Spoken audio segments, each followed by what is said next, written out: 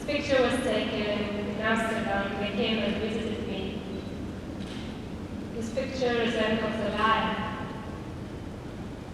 Unfortunately, I can't draw. I don't know what resembles best now, but if you see the videos of what happens right now, we can say that is the best. I'm afraid. I was thinking yesterday, actually, on the question who would be responsible for their deaths. Those who put them behind bars, or those who let this injustice happen, and still letting this happen. At least we want to see justice restored. We want to see people feel free in speaking out with freedom of expression and assembly, religion, fully respected in Azerbaijan as in any other country. And so that is why we're here today. I think it's why the briefing was organized today, to bring attention to the situation and to try to shine a spotlight on what is happening and to let people know that ignoring the situation, dithering, indecisiveness, none of that is going to help improve the situation. These two people were my friends when I was the ambassador in Azerbaijan from 1994 to 97. They are good people. They have no business suffering what they have and existing under the conditions that they are. And yet, Azerbaijan still wants to be considered a strategic partner of the United States. As a former diplomat, I can only say that strategic partners must have shared values. And everything that has taken place that's been described today, since I would say since the elections in 2013, has been moving in another direction.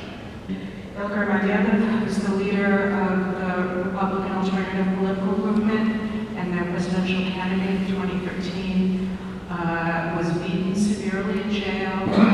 He has been, his case has already gone to the European Court, and over a year ago, the European Court found that he should be released. Rather than being released, he's being pressured to sign a confession, and as I said, recently, badly beaten. Another case is Dinara Yunus, a famous lawyer who had taken numerous cases to the European Court related to NGOs, NGO registration, and other issues. He was at the forefront of taking this area into court in the European Court. He also is suffering very badly and is in dire health conditions, and people are also requesting his health fountain release. When Intigram was arrested, his last statement was along the lines that I'm going in knowing that all the best people are inside. And I was reminded of that again, reading the statement from Ralph Kadir's mother, who also has been in jail since April of 2014, who's one of Azerbaijan's best journalists, who's won all kinds of awards, and is also being held on treason charges, also in terrible health. There is no chance to have free and fair elections without free media. And what they don't want you to know is that Azerbaijan's free media today is at its extinction. Over the past year, Azerbaijani authorities have shut down the office of US-funded Radio Free Europe, Radio Liberty, and they regularly harass, kidnap, and arrest employees of independent and opposition media. We're told that Azerbaijan lives in a difficult neighborhood with difficult neighbors, Iran and Russia, and therefore the United States needs to see Azerbaijan as a strategic partner and pay no attention to the 90 people who were in jail. These problems that we're talking about, the problems that Azerbaijan faces today, are not the fault of Russia.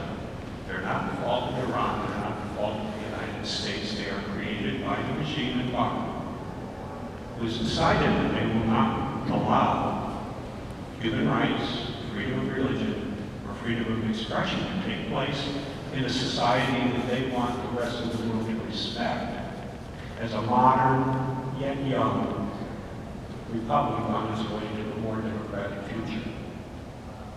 I heard that same line in 1997. It rings a little hollow today, $100 billion later, in economic wealth that has not been spread throughout society. To talk about the elections that are going to take place in less than a week, and it's really hard to imagine how these could be conducted in any other way than what others here described. But I think what the focus really has to be for all of us, whether we're in government or now outside, are these people. This should be our major concern. And leaders of countries like Azerbaijan, who do what has happened here, ought to be subject now, I hate to say it, to sanctions. Those who are responsible for this should face financial travel sanctions at minimum. And when it comes to Azerbaijan's most vital security needs, and that has to do with Nagorno-Karabakh, which is also at threat, particularly since Crimea and Russia's invasion of Ukraine, as well as Russia's continued efforts to annex Abkhazia and South Ossetia. There's mounting concern that tensions could spiral out of control in Nagorno-Karabakh. So these renewed tensions come at a time when the whole geopolitical situation is shifting as well. Azerbaijan, during the war in Nagorno-Karabakh, found itself isolated and was very bitter about U.S. sanctions and saw those sanctions as very, very unfair. And that was the impetus back in the 90s and the 2000s to improve Azerbaijan's image and to seek to have better relations and a better image with the West, because they thought that they were being treated so unfairly. So this is another